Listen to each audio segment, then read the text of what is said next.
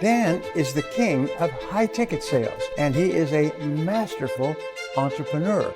That's what I love about Dan, no BS. Dan is an exceptional leader, teacher, business mentor, and friend. Dan's a force of nature. $12 million in my pocket is what I believe I would have above and beyond what I've made in the last 10 years alone, had I found Dan Lok sooner. Hey, this is Dan Lok. If you don't know me, we have generated over $100 million in coaching and digital course sales and growing rapidly. Now, today I got a question from my community, and that is how to get your virtual assistant up to speed fast. Now, I remember I hired my first assistant, not even virtual assistant, many years ago in my early 20s. And her name is Macy.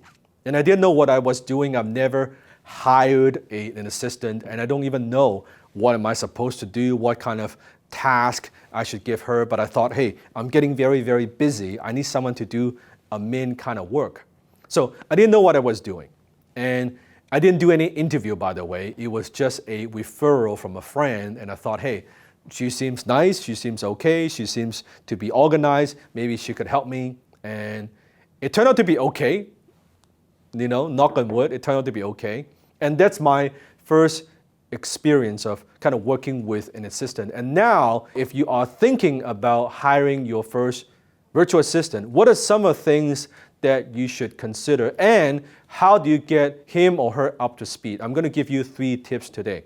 Number 1, before you hire that person, you should list all the responsibilities and all the tasks and all the things that are sucking up your time.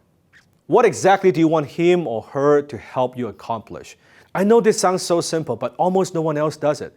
By having a clearly defined role, right? By having those lists. Now when you sit down with your VA, hey, here are the things that I need help with. And they will look at that and say, okay, this is great. This is what we could do. Number 2, now you have given them the list. Here's the mistake that I've made in the past. I thought I would just hire somebody and I dump everything onto them and they make mistakes. I get frustrated, I yell at them, and then they quit. I'm not setting them up for success, especially if this is your first kind of virtual assistant. You are learning how to work with people, you're learning how to delegate as well, yes? So what you should do is to not micromanage, but let them shadow you a bit for the first 30 to 60 days. And that has worked very well for me over the years, right? Very simple. So you hire the person, not just dumping everything onto their desk, but more so, hey, here's how we do it. Let's say, here's how I reply emails. Here's how I communicate, right? Here how I do these tasks. So let them shadow you a bit. So they're working with you and not just, here you go. No, they're kind of working with you. They get a sense of your style. They get a sense of how you do things. They get a sense of your culture. That shadowing period, 30, 60 days, I found that extremely important. And tip number 3 is everything that you are training them to do, because let's face it, this first virtual assistant may not work out. Or if you are growing, this will not be the last assistant that you would hire, correct?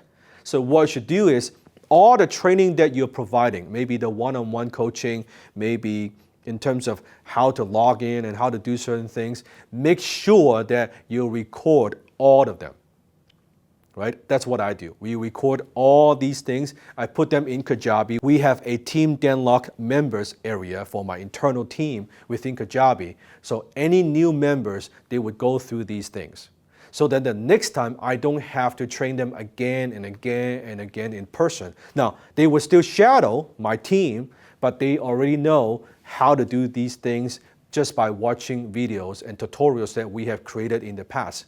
So if you want to get your virtual assistant up to speed, number 1, having a clearly defined role. What are the responsibilities? Number 2, let them shadow you 30 to 60 days. And number 3, create all your trainings, record them, put them in some sort of membership area, so then for the next person, you don't need to start from scratch. They can start with all this training that you've already created. You got it? Until next time, go high ticket.